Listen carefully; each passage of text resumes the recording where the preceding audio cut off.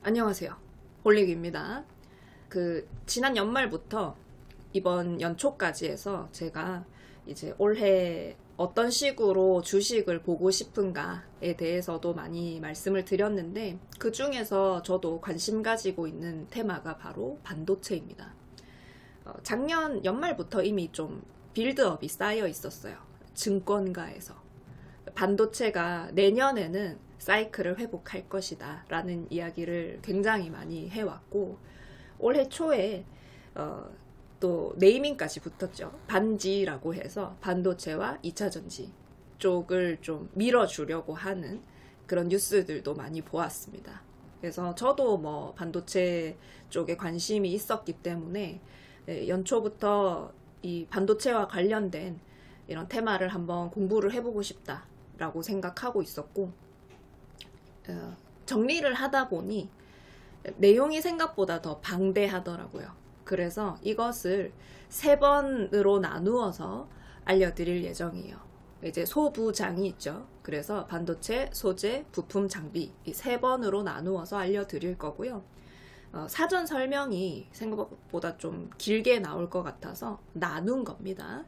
그리고 각 그 테마마다 종목도 들어가긴 할 텐데, 워낙 다양한 종목들 그리고 좋은 종목들이 많아서 저도 고르는 데에 좀 시간이 걸리고, 뭐가 좋고 뭐가 나쁘고 이렇다기보다는 차트도 비슷비슷하고 시가총액도 그죠, 비슷한 종목들이 많이 있더라고요. 그 중에서 제가 고른 것이고요. 더 좋은 종목들도 혹은 더 잘 가는 종목들도 당연히 있을 겁니다. 그것들을 한번 같이 올해 보는 걸로 합시다. 제가 이 테마로 가지고 오는 종목들은 한 달, 2주일 이런 것보다는 분기별로 생각하고 항상 만들거든요. 반도체도 당장 올라갑니다 이런 것이 아니라, 반도체 관련 보고서들을 읽다 보니 제일 빠르게 얘기하는 곳이 1분기부터 반등이고요. 그리고 대부분은 2분기 이후부터 사이클 반등이 나올 것이다 라고 하는 전망이 많았어요. 대부분. 그러면은 1분기부터 얘기하는 쪽도 있으니까 미리 정리를 해놓는 건 나쁘지 않겠죠. 그래서 일단 목차부터 시작하도록 하겠습니다. 자, 제가 할 얘기가 되게 많다고 그랬잖아요. 이렇게 총 6가지의 할 얘기가 있었어요. 첫 번째는 일단 소부장의 산업 구조를 알아야겠죠. 거창한 건 아닙니다만 간단하게라도 여러분들이 이해하실 수 있도록 정리를 해봤고요. 그리고 그 반도체의 사이클이라고 하는 게 있는데, 지금은 어느 구간에 와 있느냐, 이게 오늘 2가지 말씀드릴 거고, 밑에 보시면은 미국의 반도체 관련 전략, 이런 것도 중요하긴 하죠. 법안이라든지 어떤 식으로 규제를 한다든지 이런 것들 정리해드리고, 작년 연말 그리고 하반기에 정말 중요했던 내용이 바로 재고가 너무 많이 쌓였다라는 거예요. 이제 큰 고객사들, 삼성전자나 TSMC나 이런 회사들도 마찬가지고, IT 그 제품을 파는 곳도 마찬가지고, 반도체 자체도 재고가 너무 많다 보니까 이것을 어떻게 처리할 것인지 고민도 많이 되는 모양이었는데, 올해도 마찬가지예요. 이 재고의 정점이 어딘가가 굉장히 중요하다고 합니다. 그리고 지금 현재 경기 침체라고 공표하진 않았지만 경기 침체 구간에 있다라고 생각하시는 분들도 꽤 많으실 거예요. 불황이죠. 불황일 때는 과연 어떤 기업이 살아남을 것인가. 그리고 최근에 인텔이 4세대 서버 CPU를 공개했습니다. 그래서 이것까지 총 6가지의 제가 설명해 드릴 내용이 있는데, 1시간에 이제 2개씩 알려드리도록 하겠습니다. 자, 그러면은 오늘 알려드릴 내용 첫 번째입니다. 반도체 소부장은 어떤 식으로 산업 구조가 되어 있는가. 자, 소재나 부품 업체들의 실적은 반도체를 생산하는 업체와 연동됩니다. 일반적으로 우리나라 내에 코스피 코스닥 내에 소재 부품 기업들은 SK 하이닉스의 주가를 따라가는, 연동되는 경우가 굉장히 많았다고 합니다. 과거에. 그래서 지금 현재는 전방 수요라고 하죠. SK 하이닉스나 삼성전자 쪽에 수요가 적었기 때문에 지난 기간 동안 실적이 좀 부진한 기업들이 많이 있었습니다. 그래서 소부장 업체들의 실적은 고객사들, 그러니까 이제 장비가 필요한, 소재 부품이 필요한 기업들의 이 카펙스라고 하죠. 카펙스와 연관이 되어 있습니다. 특히 장비 업체들은 이 카펙스라고 하는 게 굉장히 중요하다고 합니다. 이제 왜냐하면 공정 장비로 다 들어가는 거니까요. 이걸 늘려야 장비 수요가 늘어나게 됩니다. 그래서 카펙스가 늘어나지 않으면 장비 업체는 실적이 부진할 수밖에 없습니다. 부품이라고 하는 것은 부품 업체가 장비 쪽에 납품을 해요. 그리고 부품은 교체 수요라고 하는 게 있어서 소모품이니까. 그래서 이제 소모품이 이제 다 쓰면은 다시 교체되고 하는 식으로 같이 수요가 올라갑니다. 그 다음이 이제 소재 쪽인데, 소재는 카파가 증설되면, 카파가 증가하면 소재 쪽의 수요가 늘어납니다. 그래서 소재 업체들 같은 경우는 고객사 카파 쪽과 관계가 깊다. 장비는 카펙스와 관계가 깊다. 그래서 좀 헷갈릴 수도 있는데 어쨌든 장비 업체들이랑 소재 업체들이랑 약간 결을 달리 할 수 있다라는 거예요. 그리고 부품은 중간이래요. 장비와 소재의 중간. 그래서 장비와 같이 공급되기도 하고 소재처럼 소모품으로 공급되기도 하고 이런 그 구조를 가지고 있고요. 과거의 실적을 보았을 때는 소재 업체들이 그 영업이익이 카펙스랑 비교했을 때 장비보다는 더 꾸준하다라고 확인을 할 수 있었습니다. 그러면은 오늘은 소재 업체니까 소재 업체들의 실적 변수는 무엇이냐? 고객사 카파랑 그리고 스텝 수가 증가하는가? 그리고 신제품이 확대되는가? 이런 것들이 좀 중요하고요. 지금은 어떻습니까? 경기 불황 그리고 경기 침체 이런 구간이다 보니까 수요가 없어요. 수요가 둔화되고 있어요.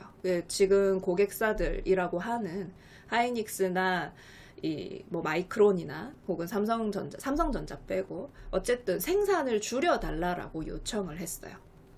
그래서 카펙스가 하향 조정되는 구간이고요. 카파 증가도 둔화되는 구간이었어요.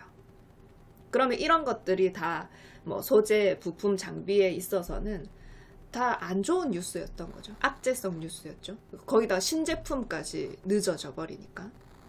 거기다가 제품 공급 가격까지 하락하면은 더 실적이 낮아질 수밖에 없는 그런 상황이었습니다. 그래서 그동안 수요 둔화 구간이었기 때문에 실적 성장 요소도 감소했습니다.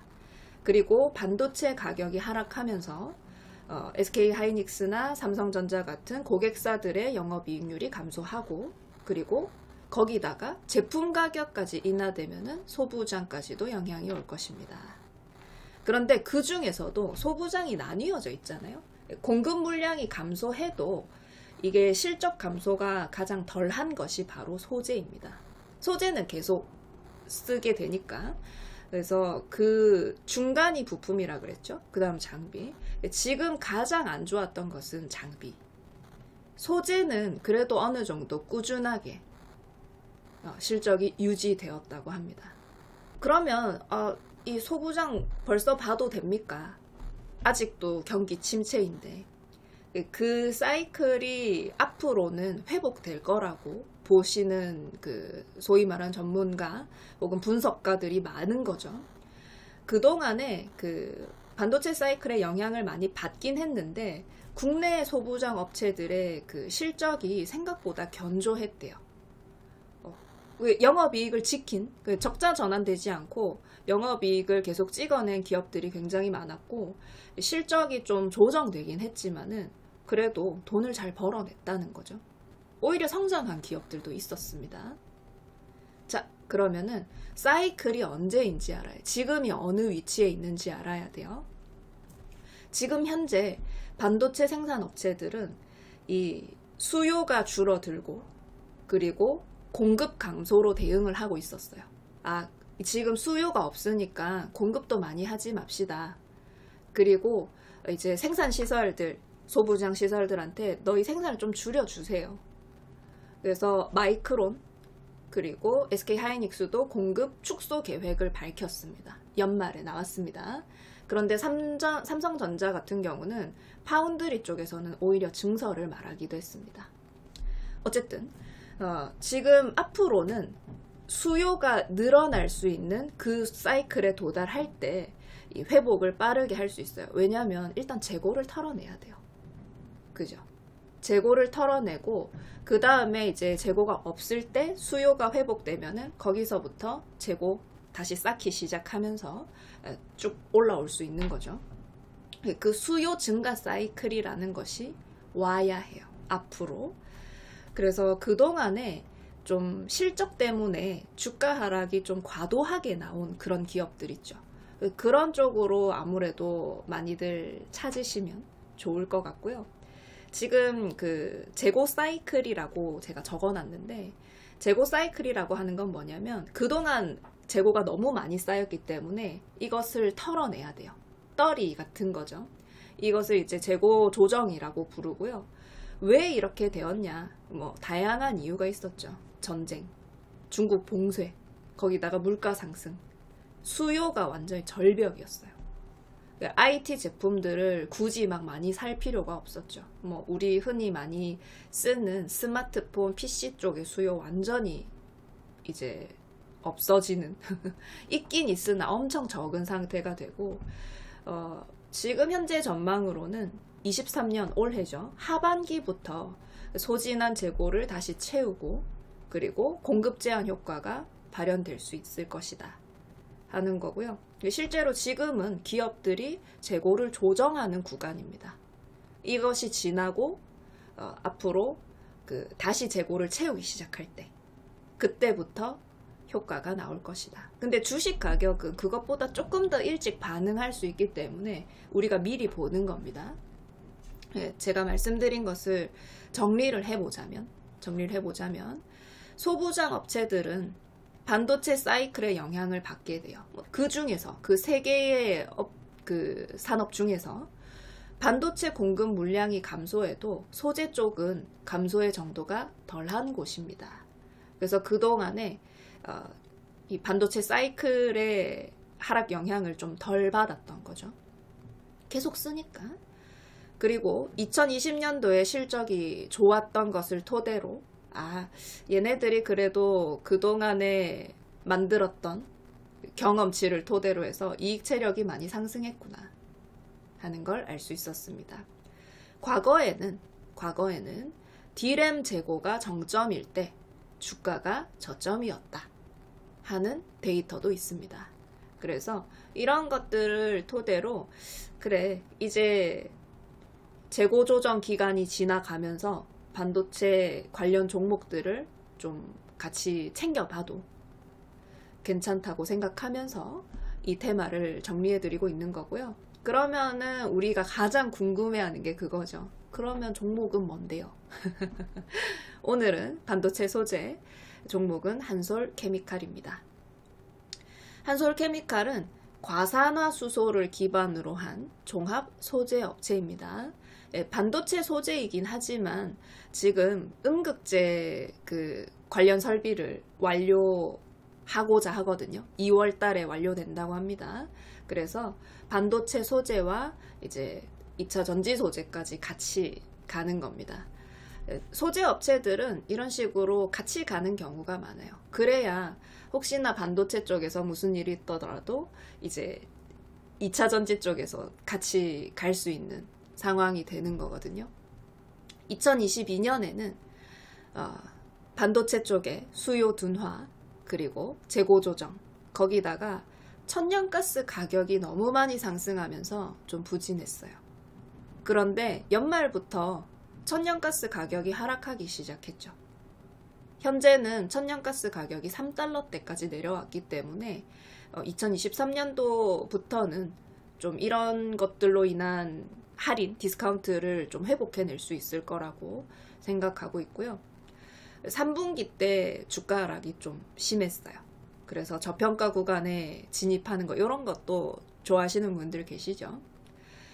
올해부터는 반도체 쪽의 소재 그리고 실리콘 음극재, 요게 우리 2차 전지 보면서 많이 봤었던 얘기죠. 음극재라고 하는 거. 그래서 반도체 상승 사이클이 앞으로 돌아오게 되었을 때 소재 쪽에서는 대장이 될 수도 있겠다 하는 기대감까지 있는 종목입니다. 그래서 종합 소재 업체라고 생각을 하시면 되고요. 펀더멘탈 괜찮습니다. 자, 그럼 차트를 보면 됩니다. 자, 차트. 그동안 많이 빠졌죠. 많이 빠졌고 올라오는 길에 저항이 꽤 있습니다. 그래서 저항들을 잘 뚫어내는지 봐야 돼요. 저항은 뚫으면 거기가 오히려 지지대가 될 수 있지만은 이제 넘기지 못하면 다시 아래쪽 지지 라인까지 봐야 되거든요. 그래서 가장 중요한 지지 라인, 절대 깨면 안 되는 거 17만원, 17만 1,500원. 여기는 이거 진짜 깨면 안 되겠다, 이거 깨면 좀 위험할 수 있다 하는 자리고요. 가까이에 있는 지지 자리는 19만 8,800원입니다. 그래서 여기 지키면 그래도 121선이라고 하는 자리를 뚫으면서 상승 시도를 충분히 해볼 수 있을 것 같고요. 아무래도 저도 이 사이클이 올해를 기준으로 해서 그래도 적어도 2분기 정도는 생각하는 거기 때문에 상반기 때에 이 지지 라인에서 지지를 받고 저항 자리를 잘 돌파하는지가 궁금하고요. 아직은 차트가 좋지 않습니다. 차라리 오히려 돌릴 때 들어가도 괜찮습니다. 그래서 천천히 보셔야 됩니다. 오늘 보는 거 절대 아닙니다. 그죠? 종목 말씀드리면은 그래서 당장 사면 되나요? 라고 가끔 말씀해 주셔가지고 절대 그런 게 아니라 분기별로 본다는 걸 꼭 기억해 주시기 바랍니다. 앞으로도 제가 일주일에 한 번씩 매주 금요일에 이 소재, 부품, 장비 이렇게 순서대로 이 테마 내용을 알려드릴 겁니다. 여러분들이 주식을 공부하는데 도움이 되셨으면 좋겠고 오늘도 들어주셔서 감사합니다.